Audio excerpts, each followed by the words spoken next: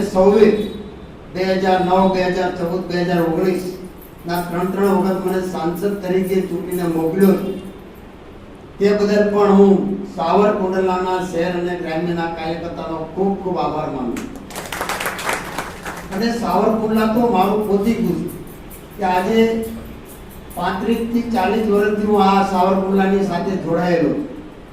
ત્યારે સાવરકુંડલાનો એક કાર્યકર્તા, સાવરકુંડલા શહેર હોય, સાવરકુંડલા ગ્રામ્ય હોય, તમામ કાર્યકર્તાઓ સાથે એક પારિવારિક અને પરિવારનો સંબંધ છે. ત્યારે સાવરકુંડલાના કાર્યકર્તાઓ માટે નહીં કે સમગ્ર અમરેલીના કાર્યકર્તાઓ માટે, બધાની માટે હજી પણ હું તમારી માટે ગમે ત્યારે રાતના 2 વાગે પણ તમારો ફોન હોય, તમારું કામ હોય તો તમારી માટે કાયમિક રીતે જોડાયેલો છું અને રહેવાનો છું. તમે કોઈ ચિંતા નહીં કરતા, તમે કોઈ પ્રકારની કોઈ ટેન્શન, કોઈ ચિંતા નહીં કરતા. ગમે તેવું કામ હશે તો રાતના 2 વાગે પણ તમારું કામ થશે.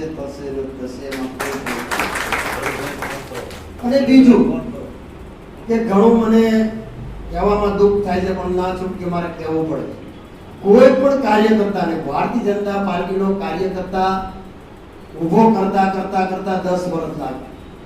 એ કાર્યકર્તાને તોડવામાં ખાલી 5 મિનિટ લાગે.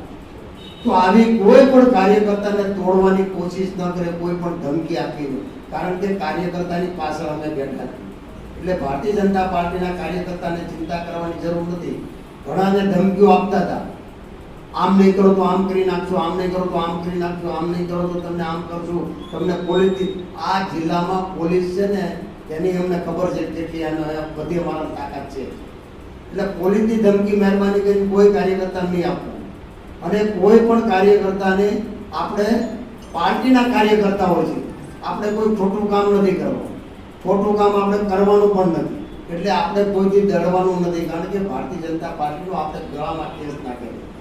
અને આજે જે ગઈકાલે દિલીપભાઈ નો લગભગ તો બધી જગ્યાએ તમે જોયું કે કોંગ્રેસમાંથી કે આપમાંથી સવારમાં આવે, બપોરે એમને હોદ્દો મળે, બીજે દિવસે એમને કેબિનેટની મંત્રીના પદ મળી જાય, સંગઠનના પદ મળી જાય, ધારાસભ્યની ટિકિટો મળી જાય. તો ભારતીય જનતા પાર્ટીના એક સાંસદ તરીકે તમે પાર્ટીની અંદર લો, અમને કોઈ વાંધો નથી. પાર્ટીના નિયમ પ્રમાણે આપણે લેવા જોઈએ અને લઈ આપણે સરવાળો કરવાનો છે, બાદબાકી નથી કરવાની, એ અમે માનીએ છીએ. પરંતુ ભારતીય જનતા પાર્ટીના કાર્યકર્તાને ભોગે નહીં.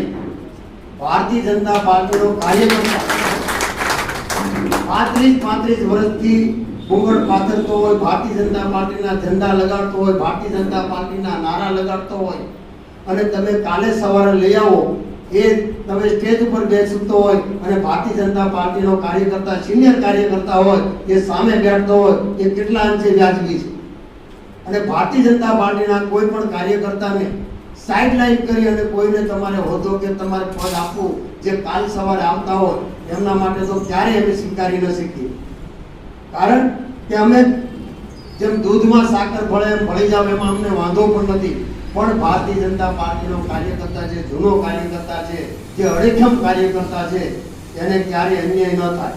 કારણ કે આજે આપણી સત્તા છે, આપણી રૂલિંગ પાર્ટી છે, અને આપણે રૂલિંગ પાર્ટીમાં હોવા છતાં આપણી માટે આટલી મોટી ફોજ છે, છતાં પણ આપણે સામે પક્ષે કશું નથી, એક પણ કાર્યકર્તા નથી, એક પણ નેતા નથી, એનું કોઈ નેટવર્ક નથી, એમની આગળ કોઈ સત્તા નથી, છતાં પણ આપણને હંફાવે છે. તો એમની પાછળનું પણ કંઈક કારણ છે.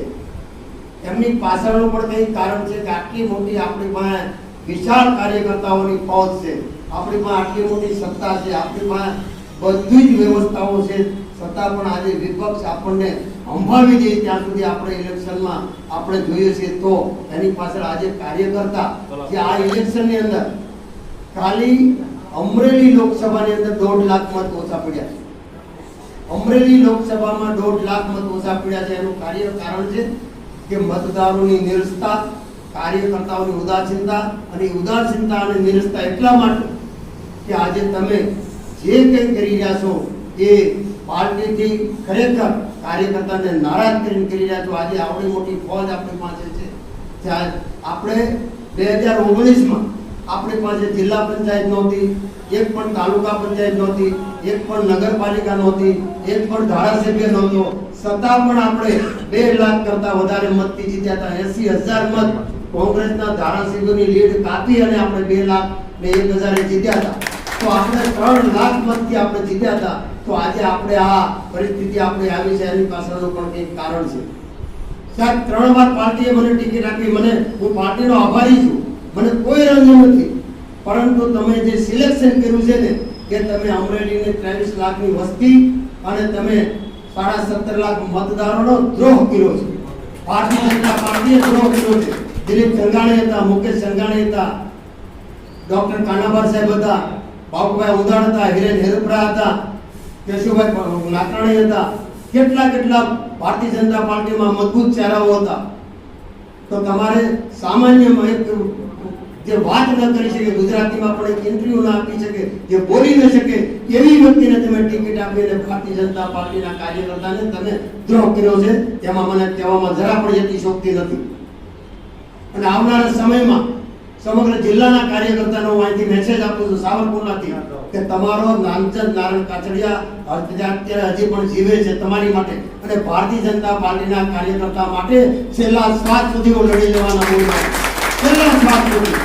એટલે કોઈ કાર્યકર્તાએ મૂંઝાવાનું નથી, હું તમારી સાથે છું અને રહેવાનો છું. આટલી જ વાત કરવી છે. અને દિલીપભાઈ સંઘાણી જે આજે ઇફકોના મોટામાં મોટી વિશ્વની જે સંસ્થા છે એના ચેરમેન બન્યા છે, એમના માટે આપણે સૌ સાથે મળી અને ફટાકડા ફોડી અને એમને ચેરમેન પદને આપણે આવકારીએ. આટલી જ વાત કરવી છે. સાંજ સમાચાર ફેસબુક પેજને લાઇક કરો, વિડીયો શેર કરો અને વધુ વિગતવાર સમાચાર માટે sanssamachar.net વિઝિટ કરો.